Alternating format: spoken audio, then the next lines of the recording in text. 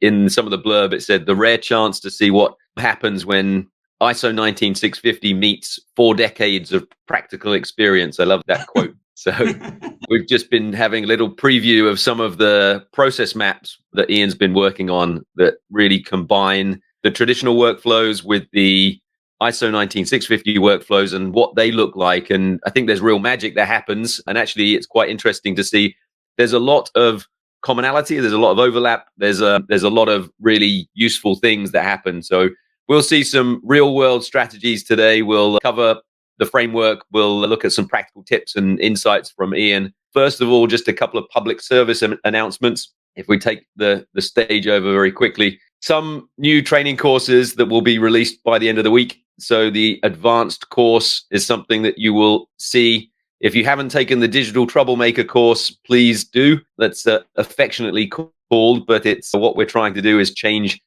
our industry in a way that actually is sometimes disruptive, but hopefully overall is very practical. And that's a good one. It gives you a business case for your implementation of digital change. We've got an information managers group that we'll put the link into the chat. But if you search for ISO 19650 information managers on LinkedIn, that group is growing. Over 1,000 members now. We welcome you to that group. Lots of events on our events page. Check those out. And we are publishing continuously to the YouTube channel things like this Uniting BIM Education Standards and Practice. This was a great story from Vedran, who actually implemented standards across an industry in their country. So this was Croatia, and basically with no mandate from the government saying this is what we're going to do. We're going to improve things and provide templates and a practical approach. And then this was also not mandated by customers or clients. And this team said, we're going to implement ISO 19650 anyway. And they grew by 8 times the size of their team. They started working on major projects that they weren't before. And it's a really good case study of what you can do if you put your mind to implementing a better, more efficient workflow. So hopefully that keys in with a lot of what we're going to hear from Ian as well today. I am going to slide in the background, but I'll be available in the chat. You're in really safe hands with Ian. I'm going to hand you over, and we'll look forward to some questions at the end. Hopefully we'll get a big time for questions. So Ian will present for about 20 minutes, and then we'll have 10 minutes of questions, and we'll take your questions from the audience as well. Ian, enough from me. I'll leave you to it. Thanks, Clive. Hello, everybody. I'm Ian Rogers, CEO of a company called ProSync, and where we're looking to streamline construction and make life a lot more efficient on the whole life cycle of a project. So just a little about myself. I was effectively born into construction. My father had a small building company, so I was on sites at the very tender age of 12, things you can't do these days. So I saw life and construction very early on and learned from real tradesmen as to what goes on site. And then I became chartered quantity surveyor, working for contractors, then migrated across to facilities management, and then into the world of private finance initiative and private public partnerships, which brought the whole life cycle of a project in and started looking for me in a different direction as to what we need to do.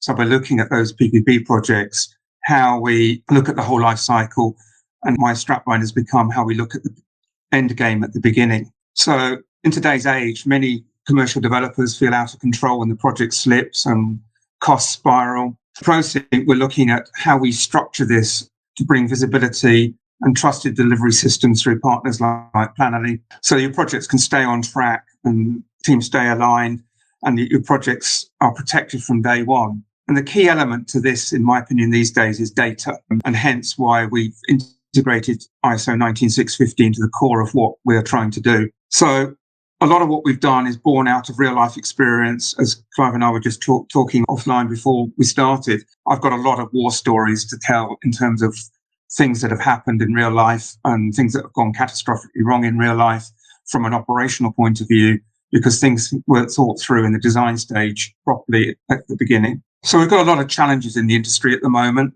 We've got legacy workflows, outdated now to where we ought to be, manual processes. And of course, we've got the world talked about siloed mentality of everybody staying in their silos. Even when you've got BIM implemented, I still believe that the individual members of the design team are still siloed, yet alone the contractors and specialist contractors silo, and the client stays in his own bubble and often doesn't get involved in the project until the completion, when it's too late and he realizes he hasn't got what he really requires. And then we've got the usual time pressures and budget pressures of the projects going over time schedule, because we're not managing the risk properly and we're not managing the cost control properly, or the change control. And I believe that we need to look at change control from a completely different angle and try and eliminate as much as possible early on. And then we've got things like quality control. I mean, I was doing some research and I've got lots of statistics behind what I'm saying. But this one hit me between the eyeballs when I found it the other day. Rework through poor quality work costs the industry globally about $700 billion a year. That's billion with a B. I mean, it's an enormous figure of wasted resource and time, just reworking something that hasn't been done properly in the first place. And then the big issue is operational readiness. As I said, I've got a unique eye on the world through my career of looking at operational issues from the beginning of a project. And so often the client doesn't really know what they require. They think they know what they need, which is different to what they actually require.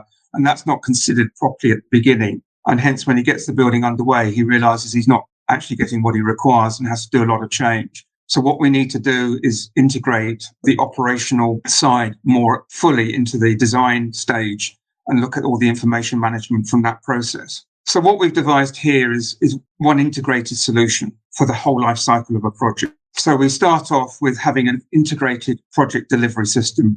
Everybody talks about a common data environment, and I'm not sure whether that fully is a correct term, because you can't have one common database. It's just too huge for the amount of data that we have. So we need to start looking at integrating all the different databases, using ISO 19650 as the basis of what to do, to integrate that project delivery and integrate all the data. At the core of what we're doing is a knowledge and data hub that enables us to collect data and move that from one project to the next to start to look at continuous improvement. So the core of what we're looking at is integration and data management. And then to put all this together, we have a project integration leader, probably similar to a program manager, but much more effective in being involved in every part and nuance of a project.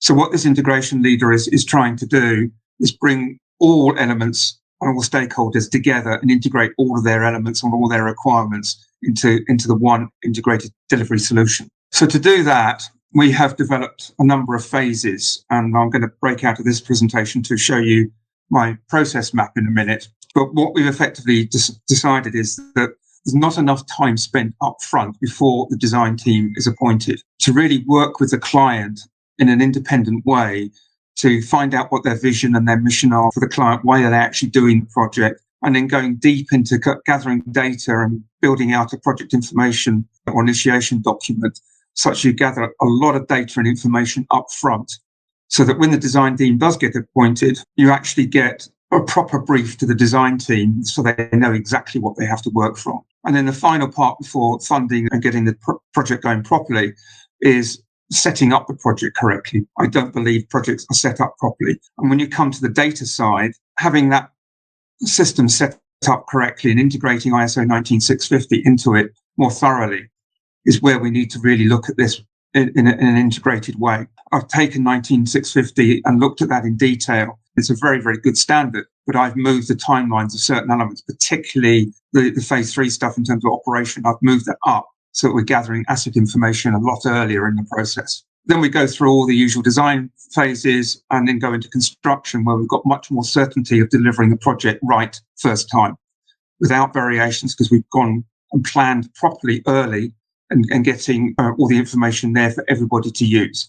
And because we've set up the data correctly in parallel with this, got all the stakeholders' requirements for data set up correctly, so that we've now got a proper database of everybody, so it all can now start to be integrated between the design team, the cost controller, the project manager, the contractors, and more importantly, and most importantly, the asset manager or the facilities manager, making sure that they get the information at an early stage to set up all the requirements for moving forward. And then we go into operational phase. This really brings the whole life cycle in at the beginning. And at the end of the day, to build a building takes 2, 3, 4 years in fullness. But a building will be there 30, 40, 50 years. And we never really consider the full impact of what we're doing at the beginning on that operational phase. So let me just jump out of this for a minute. Right. Hopefully you can now see my process map. I'm not going to go through the whole thing because it is vast. But what we've mapped out the whole process in the way we believe it should be done of a project, from the absolute beginning inception, like I said, gathering all the data from the client, all the way through to operations. And this process map now, and all the salmon boxes, are ISO 19650. So this demonstrates how ISO 19650 is applied into reality, into a project process flow. So these are all the elements from ISO 19650. And then this swim lane here is all the documents that are required to comply with A, our process, and B, ISO 19650. And all these documents sit on the Plannerly document management system.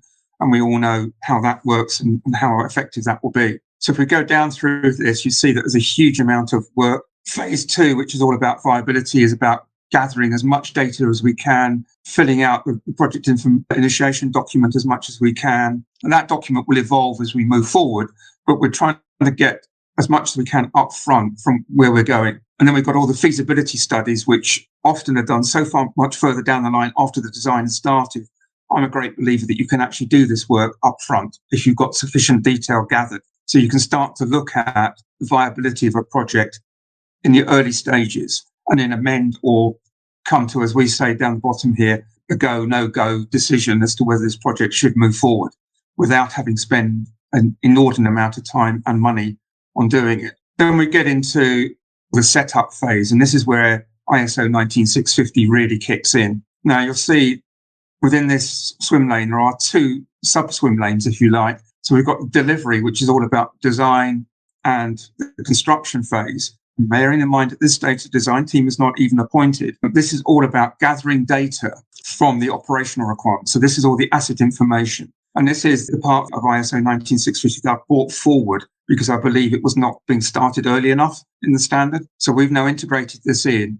And this is all the information gathered going into the common data environment, as we call it, the integrated project environment. So there's all this information being gathered as we go through. So you've got a huge amount of information here from ISO 19650 and a significant amount of data collection and information management being undertaken here all the way through this setup phase. And now we're looking at starting to appoint the design team. So you can see how much work we believe needs to be done before the design team is even considered. Because now the design team, when they're appointed, have got so much rich information all collated properly that they can use in their design and get it right first time. So that in essence, as you can see, there's a lot of work. And then you've even got the sub-consultants part coming in here in swim lane 3. So you can see how this has all been mapped out all the way through 10 phases where this is mapped out like this in this level of detail. And when you get to the construction phase, it's even more detailed in terms of information exchange and data requirements, etc. That whets your appetite as to what we do and what we're about. So I'll just come back to my presentation. Right, there we go. So what we believe are the benefits realized from this. Overall, we believe it is faster to build and a quicker return on investment. You'll get better quality and more sustainable outcomes out of this. Overall, it will be for fewer costly mistakes, less variations, less rework because you've got everything being sorted out and you're now verifying using the Plannerly verification systems and other ways of looking at what's going on and making sure you've got a quality product. And you're now going to start reducing the whole life cycle cost of the project, which I'll discuss shortly. All this will drive enhanced collaboration, integrated workflows, and as I say, right time, right place. We're getting it right first time, which is something that doesn't happen a lot in the construction process. So what we're looking at here is about collaboration, increasing that collaboration, getting better results from improved collaboration and better outcomes as a result of that. The productivity of the construction industry is pretty well flatlined since 1995. It may have gone up 1% per annum at most.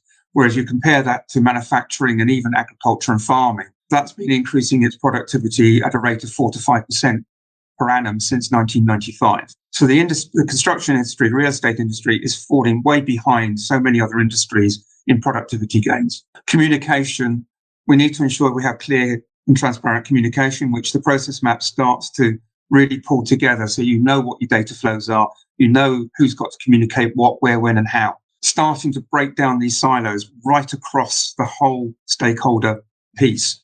So the client is now much more involved and much more engaged. all the way through the process. So they've got a better understanding of what's been delivered, and they've signed off on every single phase that we do. And then more importantly, we're now, with the improved integration, we're going to allow better compliance through multiple regular compliance. And my next stage with this process map that I've just shown you is I'm now going to start mapping on top of this all the environmental standards, the health and safety standards, various other asset management standards, so that this will end up with a fully integrated map. So we've got everything that we need to do in one process map. But people don't need to know the processes behind that. The key thing is driving the documents that sit behind all of this, which sit on Planoly. And the document management becomes the process. So it's simplifying it. As long as you're complying with all the documentation, you're complying with all the data requirements and the standards. And then, for instance, in the UK, where you've got the Building Safety Act, it now starts to bring in that sort of level of compliance there. So just to summarize the key facts, as I say, this will generate faster. We reckon it should be 30% faster overall. Yes, you're going to be spending 2, 3, 4 months up front doing all the data management, setting it all up correctly. But that will allow the design and the construction to be done so much quicker, because there won't be all the rework and variations needed to get it done correctly. So overall, there's a significant reduction in time, and that enables you then to get to operations quicker and to get your return on investment done. It's better for quality overall, because we're now going to define exactly what we need. It's better for people because they're less stressed, because they now know exactly what they need to do, where, when, and how. And it's better for the suppliers because they're in a better controlled environment, and better for clients because they've now been involved all the way through, and obviously better for the environment. And by less, we're talking potentially a savings of 20% on the capital cost overall. But more importantly, we're going to improve the operational side dramatically.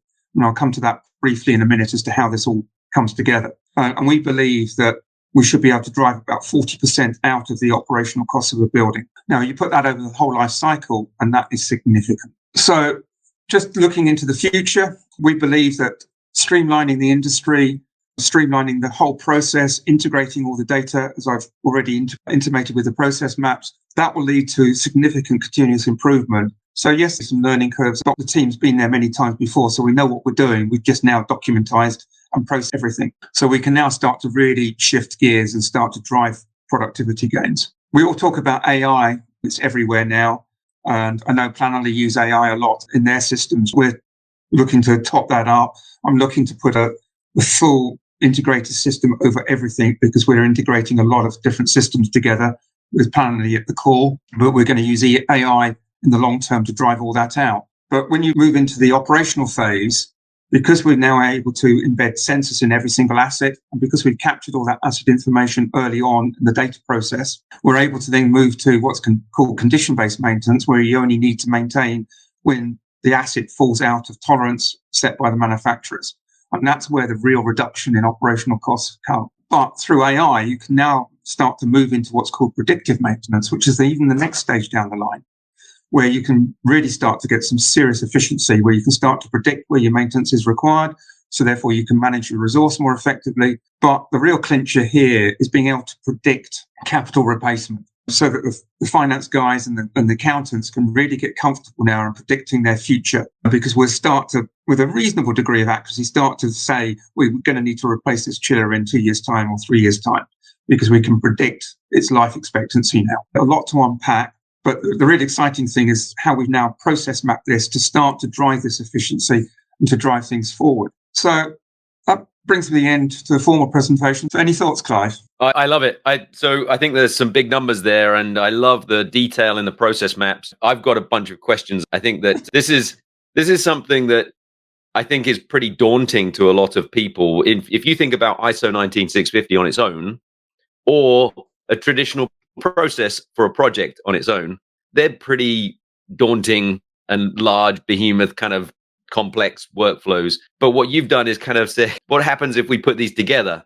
and it becomes an even more complex, potentially, process? How did you start that? What was the catalyst for that? The starting point was, I didn't start with ISO 19650. I started with, in an ideal world, what should the process be from inception of a project, from the idea of a client, all the way through to operations. And it took me about, not full time because I was doing other things, but it took me about 2 years to map that all out and think about what actually goes into a project and what do we need to do step by step by step, all the way through everything. And I don't believe, we stand to be corrected, but I don't think anybody's ever looked at a construction project in that way before. That's definitely a deep reflection. That's a lot of work over a 2-year period. Yeah. Congratulations on that. I think that there's some great things that will certainly come from this. You spoke about this siloed mentality and sort of legacy workflows. Yeah. If we go back to that part, I think that was some of the reason behind actually starting this task. Yeah. Why do you think that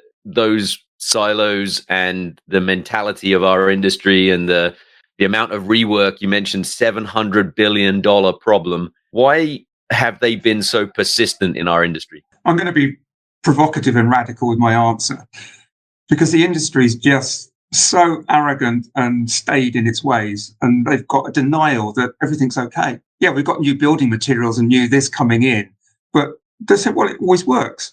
And when I tried to do some surveys on this myself, the often response coming back was, well, there's not a problem. But then when you stop and think about it, people think there's not a problem because they build in huge buffer zones, if you like, for time. So that puts the timeline right out in the first place. And then they put huge contingencies in the budget because they know it's going to go wrong. And even then, often they exceed the budget. But because it's considered the norm, they say everything's fine. What we're saying, by identifying this process and really getting crystal clear on what's going on from the very beginning, you'll get rid of a lot of the variations. You won't get rid of all of them because we're in an open field when we start often, or in an existing building where there's a lot of unknowns. But we've got far better ability to control everything through data management and systems. So what I'm trying to do here is systemize and process the whole thing, which I don't think anybody's thought about it this way in the past. Yeah, and you said about...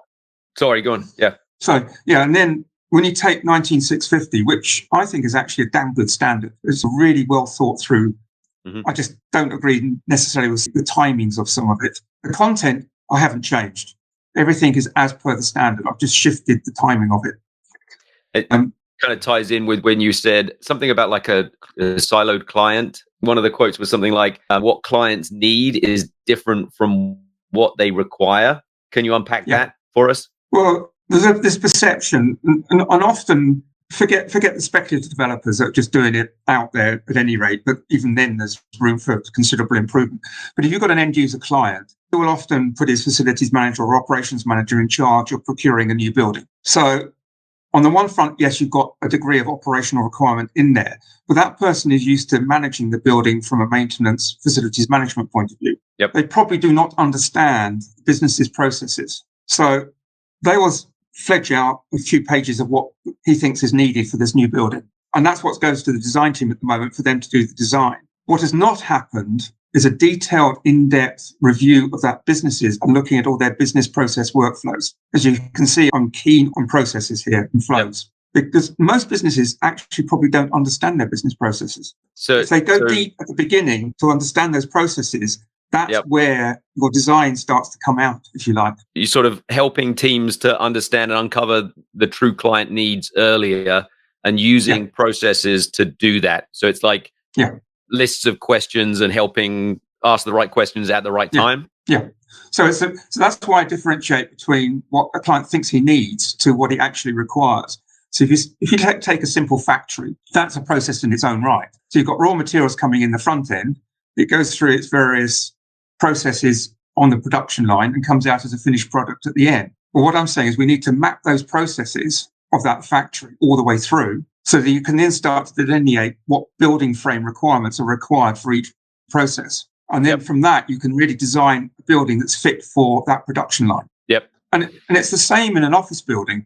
I mean, I did an office building a few years ago, and as soon as the client moved in, they realized that they put the HR department on the third floor and the accounts down on the ground floor, but they needed to sit next to each other to work together. So they had to do a complete office rejig as soon as they'd moved in. Well, that should have been thought through from day one. Yeah. And having not asked those questions or having the client think that maybe they're going to get answered and they're being the confusion, maybe because that hasn't been a defined process that everyone's been following. People expect the good outcomes, but they're maybe not able to get there because we work in these silos and everyone's like, if it's not in the contract, if I'm not going to get paid for it, those two things are the important parts. So I suppose Absolutely. you mentioned estimated savings of 20% on capital savings and 40% of life cycle. How do you tie the process to the savings? How do you what assumptions or benchmarks are those projections based on? This is where quality control comes in,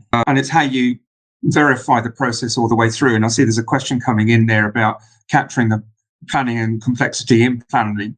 Are you actually going to reuse it for more projects faster? Well, that is the ultimate, because with templated documents in planning, which can then be reused a lot faster, which means that initial 2 to 3 months can really start to be sped up in its own right. But you're still gathering all that level of detail. But when I come to the 40% reduction on operational costs, that is born out of real life experience. Because at the moment, most buildings are maintained on a planned maintenance. They do this every week, this every month, et cetera, et cetera. Mm-hmm. When you go to condition-based maintenance, you only intervene when that piece of equipment has gone out of tolerance. And now with sensoring and Internet of Things, that can be all automated. So you can have a panel of what's going on in your building. I did a project about 15 years ago where we actually put in manual condition-based maintenance into a building, where we went around with a labourer taking all the measurements from a probe on a designated dimple, if you like. And we actually reduced that building's operational cost by 40%. And that was with a manual system. Wow. We had bits of kit that were scheduled to be opened up every week.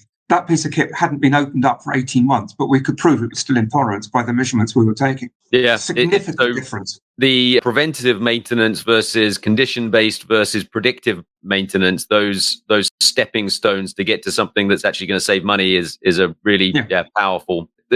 At the absolute opposite, it's the break and fix mentality. If it's not broken, then we don't fix it. But obviously that causes downtime and a whole bunch of knock-on effects of using the asset. There is a building in Holland. Now, I may get this figure wrong, but there's an astronomical number of sensors being put in this building. It's either 40,000 or 400,000. It's huge. It's a building called The Edge. So it has been done already. And that building's been around for a few years now. And they consider that to be one of the greenest buildings in the world because of its monitoring that's going on. They know exactly what's going on with everything in that building. Mm-hmm. So a lot of what we're talking about isn't pie in the sky theory. This is being done, but just not being done properly. Yep. And the reason it's not being done is people think that investing in all those thousands and thousands of sensors and setting up those systems is prohibitively expensive. But if you think about it properly and you capture the data through the processes that we've talked about on the assets from the beginning, you will save so much money that will mean that the adding of those sensors is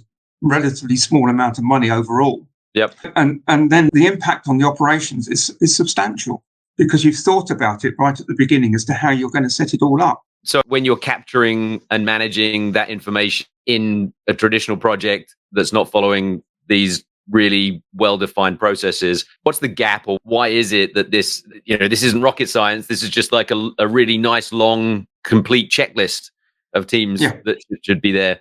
So I suppose what's the misconception, or what's the miss in industry today, and why are we not having these more complete checklists? Because everybody thinks it's too complex. And part of the problem is what you end up with against what you designed are often two different things as well. Because often architects and engineers put in XYZ component or equal approved. Mm-hmm. So you don't always capture what actual pump goes into the building. You know it's going to be a Grundfos XYZ. That's what's been specified. But somebody may put in a Grundfos ABC or something because it's cheaper or what have you. And this is where some of the construction processes of driving down price to the cheapest absolute minimum can be a fallacy, because you end up with inferior product sometimes, and product that you don't know the provenance of going in. It may be equal or approved, but you don't know the provenance of it. And therefore, you don't actually know what asset is going in, and therefore you can't check it properly. Mm-hmm. Whereas what we're saying is, ideally, you should put that Grundfos pump in. But if you put an alternative in, because the supply chain is now embedded into this whole process, we're going to be capturing the actual installed data as well. Mm-hmm. So you get all the operational and maintenance information captured as part of the data capture in this process. So therefore, you can really start to improve how things move forward. Love it. You mentioned, Ian, that your document sits on Plannerly. What role is that playing in making it repeatable and scalable? How is that? I think I counted up something like 300 documents have kicked out of this process map. It's a huge number of documents. So once you get those templated, and over time you can start to improve that template, even that process can start to go through its own continuous improvement, so that you'll have a lot of, yes, anonymized templates with certain data in there.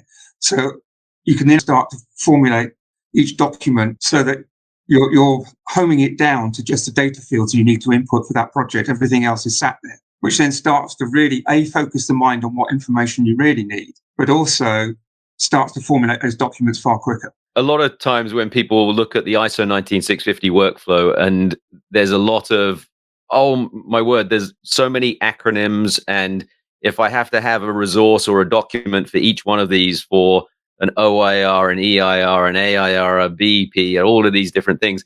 And there's like, wow, there's lots of documents. And I think you should sort of sharing that actually there's more like 300 different resources like that are required at some point throughout a project. So I think it's even more important to have them together in one place. And exactly, the features that we see benefiting when you get more and more is we've got a smart field that would be completed. And if that's actually used across 300 documents, imagine the time saving just by updating one smart field. Very cool. What advice would you give someone that's just starting to build their workflows inside of a platform like Planoly? To think very carefully about what you're doing and go into that detail and plan it properly up front. That is so critical. I mean, your company name Planoly, plan early, is so insightful. And I know you did that on purpose, but that's what it's all about. And that's why we're aligned, because we believe you need to plan early to really get a project up and running correctly. Yep. Yeah, the preparation, I think that's what you mentioned about thinking even about the process and saying there are steps in this workflow that from an operational perspective, we need to pull a lot earlier in that and ask the questions. And it's boring though. So how do you actually make it more fun or more intriguing for the right people? And I think the fun is now in the document production, because we'll streamline everything and simplify everything and integrate everything. By having that process map, all the hard work is done. And that becomes the engine of the project. I mean, if you sit in your car, whatever it is, whether it's a Mini or a BMW or a Rolls Royce, there's a lot of complex engineering in that vehicle. As a driver, do you understand it? Do you need to know about it? No. All you need to know is how to press the accelerator and press the brake and change gear and steer. How it's actually engineered and how it operates underneath the bonnet doesn't matter. That's what I'm trying to get to here, is the process map is the engine that nobody really needs to see, because we verified that it works. The documents are the equivalent of the driving of the car, just filling in those. And as you say, when we get it down to just completing fields, so that the main text stays repetitive all the way through. And some of these documents start off at phase one and then get increased as you go through it, like the quality management plan, the health and safety plan. They become more bespoke, but they can be done through simplicity. So what I'm trying to get to here is the grunt work is taken out because we thought it all through. The engine is there. All you need to do is press the accelerator and put the data in, which is the fuel, and let it happen. Very cool. Yep. Very cool. So I think we will have to wrap up, but if you could start this whole thing again, what would you change if you could start from day one? What would I change? That's an interesting question on this. It's always about continuous improvement for us. And if you you think about this journey that you've gone on, and you're sort of in the middle of this journey, you've done a lot of hard work, but if you could start again, because I think there's a lot of teams out there that want to get to the process map that you've shared. And I think that sort of to give you an opportunity as well to say how maybe they can work with you to do that. But what would you change? How would you do it better? The obvious answer is, well, we've done all the work, so therefore we can do it for you. But I mean, the software I used on, which was a learning curve, which is a web-based software which I developed these maps on, that was a learning curve in its own right, because it's a very sophisticated piece of software to start with. And this software has something called layering. And I think the thing I would have changed is layered it far more so that I can take out snippets of it and break it down easier rather than having it as one big flow. And certainly when I start to put the environmental standards in, I'm going to put those in on layers now. It almost becomes a 3D model then, because you've got the layers of all the different processes sitting on top of each other. So you can drill down into each one or break out each one for certain people to deal with. So that would be the big lesson for me, is how I actually put this together in a much more usable bite-sized chunks. Very cool. Yep. And then what do you hope for the people that are listening to take from this? So you shared your journey and your story and what you saw as being this opportunity to bring a lot of these decisions earlier, help the client to actually understand the difference between what they want and what they require, making sure that you've got all of the information, all of the resources, the templates up front. What do you hope that people would take as an action from hearing the story today? Think differently. This is all about a mindset change. And we do have to do a massive mindset change in the industry to rethink how we do things to really start to improve the productivity and efficiency of the industry. And there's an interesting comment just come up. Experience made that process map. And what we've done here is we've taken that experience and now mapped it. So it will be there for future generations to work from. Very cool. Very cool. Yeah, sharing that experience is what we thank you for, Ian. Thanks for being bold and for sharing. I think that everyone would love to get their hands on that process map. So I'm sure that you've shared your contact details. We'll put that out. And if anyone wants to get in touch with Ian, how would they get in touch with you? Well, there's my contact details there. Perfect. Fairly easy. Ian.Rogers@prosync.org. Can they find you on LinkedIn somewhere? Yeah, Ian Rogers on LinkedIn. Cool. Thank you so much, Ian. Thanks everyone for joining us. And we will see you on the next one. We have a barrage of new webinars coming as well. So look out for those on the events page. Brilliant. And this will be uploaded to the YouTube channel as well. So look out for that there. Thanks so much, Ian. Brilliant. Thanks again, Clive. Great session. Bye. Cheers. Thanks a lot. Bye. Thanks for sharing. Bye.